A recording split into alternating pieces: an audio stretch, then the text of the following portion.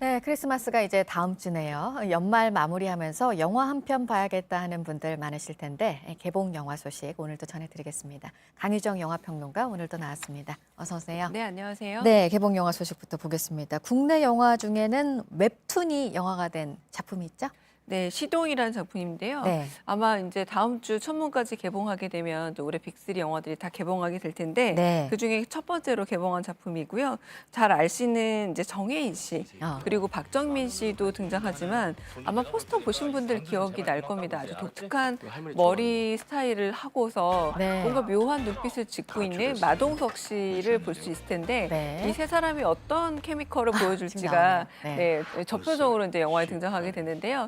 지금 박정민과 그리고 한편으로 정혜인 이 두 분은 모두 10대로 출연을 하고 있는 겁니다. 네. 18살 되게 애매한 나이, 그러니까 성인도 그렇다고 아직 사회인도 아닌 하지만 자기는 다 컸다고 생각하는 이 두 청소년이 네. 저 이제 마동석 씨와 함께 얽히면서 세상에 대해서 알아가니까 성장한다는 게 뭔지 내가 다 컸다 싶지만 어떻게 해야 진짜 어른이 되는 것인지를 배우는 영화인데요. 초반부는 저렇게 좀 재밌는 이야기들을 통해서 에피소드를 통해서 네. 좀 웃기는 게 주력을 한다면 어. 중반 이후부터는 어머니와 아들의 관계 그리고 숨겨져 있던 비밀의 이야기들이 하나둘씩 드러나면서 좀 눈물 코드로 바뀌는 그런 작품이기도 합니다. 네, 감독이 살다 보면 시동이 켜지지 않을 것 같은 순간을 마주하게 되는데 그래도 시동을 켤 수 있다라는 네. 걸 보여주고 싶었다 이렇게 또 얘기를 맞습니다. 했어요. 네, 그래서 조금 젊은 어린 관객들을 노리고 있는 작품이라고 할 수 있겠고요.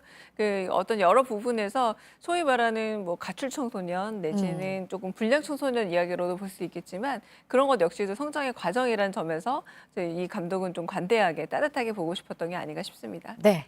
다음으로 대작 영화로도 백두산을 얘기를 안 할 수가 없습니다. 어찌 보면 되게 무서운 얘기예요. 백두산이 네. 폭발하는 얘기잖아요. 우리 가끔 이런 괴 소문을 네. 듣기도 하고요. 영화 제작비가 240억이고요. 어. 그 덱스터라는 회사가 어떤 회사냐면 신과 함께 아시죠? 바로 네. 그 영화를 만들 때 컴퓨터 그래픽 같은 걸 굉장히 손봤던 바로 한국에서의 가장 기술적 발전을 높게 이룬 회사가 바로 덱스터인데 여기에도 역시 이런 얘기를 했습니다. 백두산에 가수가 없기 때문에 게다가 백두산 그 화산 폭발이라는 건 말 그대로 가상이기 때문에 후반 작업에 너무 많은 시간이 걸렸다라고도 얘기를 했는데 이게 어제 언론 시사를 하고 오늘 개봉을 하게 됐습니다. 그러니까 그 이유도 후반 작업이 너무 오래 걸렸고 네. 생각보다 좀 꼼꼼한 작업이 필요했기 때문이다라고 말했는데요. 근데 무엇보다 이 영화는 이제 재난 영화입니다. 백두산이 폭발했을 때. 그런데 이 4차 마그마 폭발이 일어나면서 4차가 진짜 재앙이니까 그것만은 막기 위해서 어떻게 해야 될까라고 했을 때 지금 북한이 가지고 있는 ICBM을 통해서 여러 경로를 통해 오히려 그걸 좀 힘을 약화하게 해보겠다라고 마음을 먹고 하정우 씨는 그러니까 그 무기를 해체하는 반의 그런 군인이고요. 네. 그리고 이병헌 씨는 일종의 스파이로 등장을 해서 ICBM이 어디 있는지 알고 있는 그런 북한 요원으로 나오게 됩니다. 그래서 이 두 사람이 어떻게든 이 이제 화산의 마지막 폭발을 막아보고자 하는 그런 이야기들을 다루고 있는데 재밌는 거는 네. 굉장히 개그 코드와 어허. 코미디 코드에 신경을 써서 네. 거의 시종일관 두 사람이 아. 만담 개그 콤비처럼 그 말장난을 끝까지 이어간다라는 게 좀 의외의 포인트라고 할 수 있겠습니다. 네. 뭐 지금 말씀하신 대로 뭐 이병헌, 하정우 씨도 나오지만 지금 보니까 마동석 씨도 이 영화에도 나오면은 두 마동석 편에 다 씨가 나오네요. 미국 인이죠. 하지만 교수라서 한국에서 활동 중인 라버트로 나와서 네, 네. 그 자신의 이름은 강봉래가 아니라 난 라버트다라고 하는 얘기들도 등장하고 배수진 씨도 이번에 좀 오랜만에 하정우 씨의 아내 역할을 맡아서 등장하고 있는데요. 네. 전대진 씨는 또 청와대 정무수석으로 이제 이 재난을 헤쳐가는 여성 캐릭터로 등장하고 있는 작품이기도 합니다. 네. 그리고 또 하나 영화는 영국의 거장 감독이 은퇴도 미루고 내놓은 작품이 또 있어요. 켄 로치 감독인데요. 나 다니엘 블레이크로 황금종려상을 이미 수상을 했고 그뿐만이 아니라 보리밭을 흔드는 바람으로 이전에도 받았던 말 그대로 거장 감독인데요. 이 켄 로치 감독을 혹시나 기억을 하신다면 이렇게 생각하시면 됩니다. 아, 유럽의 노동자 사회에 뭔가 문제가 있구나. 그러면 켄 로치 감독은 언제나 노동자 편에서 영화를 만들어주는 감독이 바로 이 감독이고요.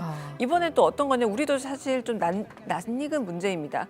택배 회사에 취업을 했다가 택배는 많이 할 수 있으면 더 돈을 많이 버는 개인 사업자잖아요. 이건 우리나라도 상황이 똑같죠. 그러다 보니 차를 좀 더 사가지고 더 많은 일을 하면 어떨까라고 네. 대부분 우리 순진하게 생각하잖아요. 그런데 이분이 리키가 점점점 더 많은 일을 하면 할수록 오히려 더 빚도 늘어나고 아. 더 피곤하고 생활은 더 나빠지고 그런 상태들을 보여주고 있는데 엄청난 양의 노동을 하고 있지만 그만한 가치를 되돌려 받지 못하는 굉장히 고도화된 산업 사회에 있어서 문제점을 보여주고 있기도 하고요. 재미있는 거는 언제나 이 켈로치 감독은 또 이게 비배우, 비전문 배우들을 잘 기용을 하는데 이번에 주인공을 맡은 니키는 실제 배관공이라고 합니다. 연기를 해본 적이 없는. 그래서 오히려 더 리얼리티가 살아나는 어허. 작품이라고도 할 수 있겠고요. 어떻게 보자면 진짜 켈로치 감독이 은퇴를 할 수 있다면 세상이 네. 정말 좋아진 걸 수도 있겠다는 생각이 들 수 있는 아. 그런 작품입니다. 네.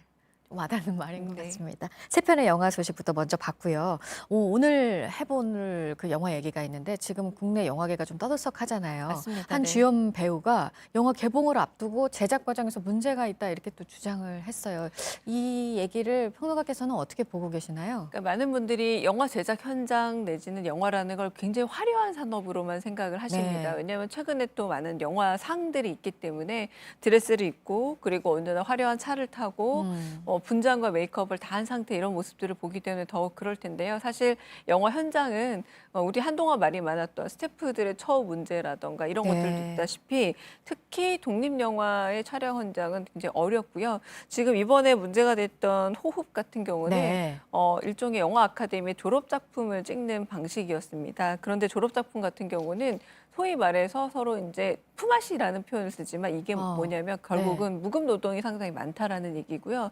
그리고 이 영화 제작비가 7천만 원이면 우리한테는 굉장히 큰 돈이잖아요. 근데 이렇게 생각하시면 돼요. 한 15분짜리 단편 영화를 만드는데 평균적으로 5천만 원 정도를 가지고 시작을 합니다. 근데 이 7천만 원이라는 거는 장편 영화를 찍기엔 사실 터무니없이 적은 돈인데 그러다 보니 캐스팅도 공식적으로 한다라기보다 도둑 촬영을 하게 되고 아하. 한편으로는 만들어가는 과정에서 굉장히 준비가 돼 있다기보다는 어떻게든 이 작은 돈 안에서 시간을 쫓기면서 만드는 과정이 약간 관례처럼 익숙해져 왔던 거죠. 근데 임주혜 배우가 말하고 있는 거는 네. 그 관례처럼 익숙해진 것들에 우리가 너무 어떤 점에서 많은 사람이 희생이 들어갔는데 너무 당연시하는 것 아니냐. 그리고 마치 영화를 나중에 홍보할 때쯤 돼서는 그런 고통이 없었던 것처럼 화려한 면만 부각시키는 건 영화계의 모든 면을 내세운 것은 아니다라고 얘기를 하는데 그 부분 역시 사실은 좀 돌아봐야 될 부분이기도 합니다. 네, 그래서 뭐 외부 조사단이 이제 진상 조사도 하고 맞습니다. 한다고 하는데